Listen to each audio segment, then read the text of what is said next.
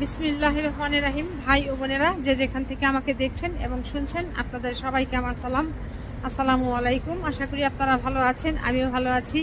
UK property gossip by Tasmina YouTube চ্যানেলের পক্ষ থেকে জানাই শুভেচ্ছা। বাসা থেকে মাত্র বের হলাম, যাচ্ছি বাজারের দিকে। বেশ কয়েকটি সদাই আনতে হবে। এগুলোর মধ্যে অন্যতম প্রধান হচ্ছে ক্যাপসিকাম, তারপর হচ্ছে পাতাকপি এবং ফুলকপি। তো যাই হোক, হাতে বেশি সময় নেই, 3:30 বাজলেই আবার ছেলেকে স্কুল থেকে আনতে হবে। তো যে কারণে এই 30 মিনিটের ভেতরে, এখন 3টা যেহেতু বাজে, দ্রুত যাব, আবার দ্রুত ফিরে আসব। তো যেতে যেতে আপনাদের সাথে এখন যে বিষয়টি নিয়ে কথা বলতে চাচ্ছি সেটা হলো যে এই যে বিগত আওয়ামী সরকারের শাসনামলে শিরিন শারমিন চৌধুরী স্পিকার ছিলেন, তিনি তো বর্তমানে বাংলাদেশেই আছেন। তাকে কেন গ্রেপ্তার করা হচ্ছে না? তারপর হচ্ছে এই যে মানিকগঞ্জ 2 আসনের আওয়ামী লীগের সাবেক সংসদ সদস্য মমতাজ বেগম, তাকেও যে গ্রেপ্তার করা হলো, এই 8-9 মাস পরে কেন তাকে গ্রেপ্তার করা হলো?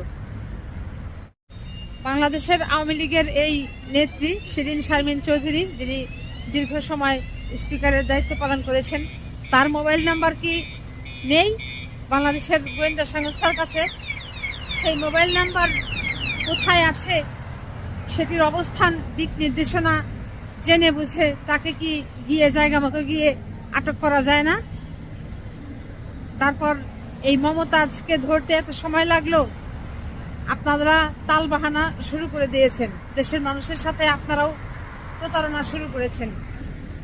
এই আওয়ামী লীগের যারা এখনো দেশে আছে, ধরা হয়নি, অনুরোধ জানাবো বাংলাদেশের গোয়েন্দা সংস্থার যারা কর্মকর্তা আছেন, আপনাদের কাছে বিনীত অনুরোধ থাকবে, এই আওয়ামী লীগের যারা শীর্ষস্থানীয় নেতারা বাংলাদেশে এখনো আছে, অবস্থান করছে, প্লিজ তাদেরকে আপনারা আটক করেন, আইনের আওতায় আনেন, বিচারের সম্মুখীন করেন এবং উপযুক্ত যে শাস্তি তাদের পাওনা আছে সেটি তাদেরকে প্রদান করার ব্যবস্থা করেন, পদক্ষেপ নিন।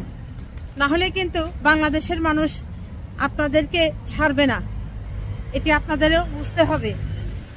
বাংলাদেশের টেলিভিশন চ্যানেলগুলো খুললেই এই যে আওয়ামী লীগের শিরিন শারমিন চৌধুরী, তাকে দেখা যেত। আর বেচারি কি পরিমাণ সাজগোজ করে পরিপাটি হয়ে আসতেন, আর এমন স্বাস্থ্য তার হয়েছে, বোঝাই যাচ্ছে যে টাকা কি পরিমাণ তিনি মেরেছেন, ভাগে পেয়েছেন। তো এখন এগুলো আপনাদের কাছে আসলে সবই আছে, তথ্য আছে, তার বাসার ঠিকানাও আপনারা জানেন, তার মোবাইল ফোন নাম্বারও ভালো করে জানেন। কিন্তু কোন অলৌকিক ইশারায় আপনারা তাকে এই গ্রেপ্তার করছেন না, আটক করছেন না, এটি আসলে বাংলাদেশের মানুষ এখন আপনাদের কাছে প্রশ্ন রাখছে, জানতে চাচ্ছে।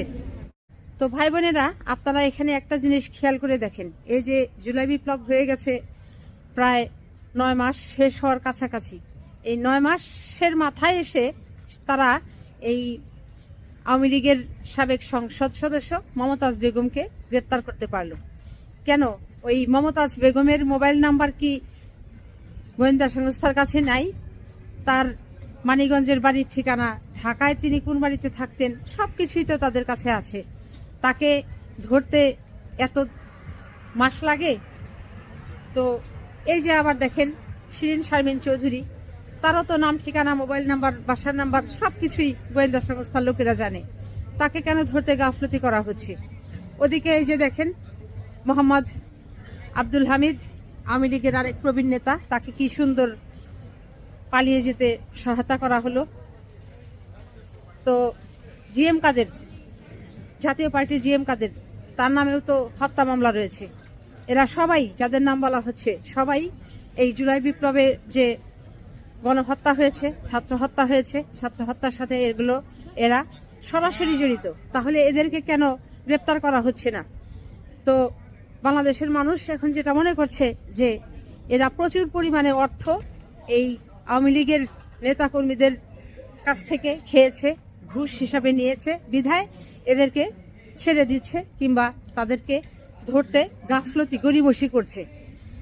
তো এটা কতটুকু সত্য, বাংলাদেশে গোয়েন্দা সংস্থার যারা কর্মকর্তা আছেন আপনাদের প্রতি বিনীত অনুরোধ, এটি যদি মিথ্যা হয়ে থাকে তাহলে আওয়ামী লীগের যারা এরকম আসামি আছে তাদেরকে আপনারা দ্রুত গ্রেপ্তার করে জনসমক্ষে আনেন এবং প্রমাণ করেন যে আপনারা কোনো ঘুষ খাননি। আর যদি তাদেরকে গ্রেপ্তার না করেন, অলে অলে বাংলাদেশ থেকে পালাতে আপনারা সহায়তা করেন, তাহলে বাংলাদেশের মানুষ যেটা মনে করছে যে আপনারা ঘুষ নিয়েছেন, তাদের কাছ থেকে এই যে টাকার বস্তা ঘুষ নিয়েছেন, হয়তো সেটাই সত্যি হবে।